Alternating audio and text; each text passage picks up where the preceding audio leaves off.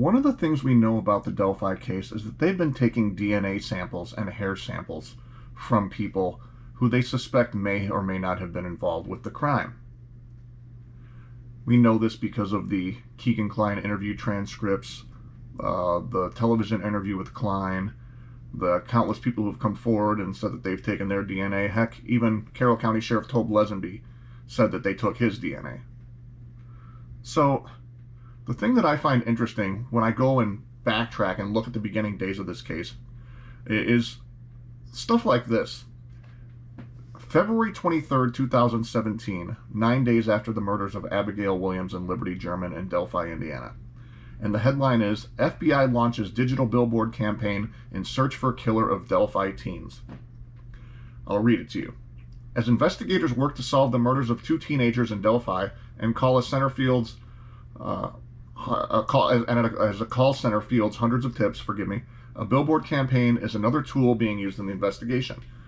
The FBI launched a nationwide digital billboard campaign that investigators hope will generate new leads in the search for whoever killed 14-year-old Liberty German and 13-year-old Abigail Williams. The digital billboards include photos of the slain teens, as well as a photo of the prime suspect in the case. It also shows the number for the tip line that was set up in the case. It says the FBI says there are 6,000 digital billboards in 46 states. Let me repeat that.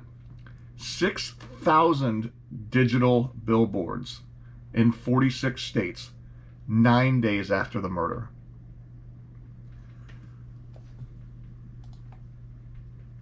Let's assume that law enforcement, just based on what you guys saw in my last video that I posted earlier today, let's assume law enforcement has at least a partial DNA profile.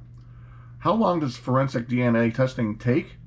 Well, assuming that the FBI can process all of this and jump around the backlog that some states have, and that the FBI was the ones who processed any potential DNA, it says here that it takes about 24 to 72 hours. So, it also says, but the amount of time that it takes to take DNA from a crime scene can span as long as 14 days. So, it could have taken them some time to extract the DNA profile. Maybe they have a partial DNA profile. But again, I find it interesting that within 9 days of the murders, the FBI, if they had a DNA profile and they couldn't match it to anybody, that they would launch this nationwide campaign on 6,000 different billboards in 46 states. Again, maybe they have a lot of suspects who they can't rule out through a partial DNA match. Maybe that's why there continues to be so many different potential suspects. Maybe the Klines can't be ruled out based on the partial DNA sample they have. Maybe some serial killer that's roaming the country that they can't figure out who it is can't be ruled out. Maybe they have hundreds, as I said in the last one, or thousands of people who can't be ruled out. And again, if that's the case, it would take investigators a long time to track down every single one of those ancestral leads through, say, Parabon or through something else. But again, keep in mind, Doug Carter keeps saying they're one piece of the puzzle away, they're one tip away, and he has said that over and over and over consistently for 6 years, and repeated that even recently.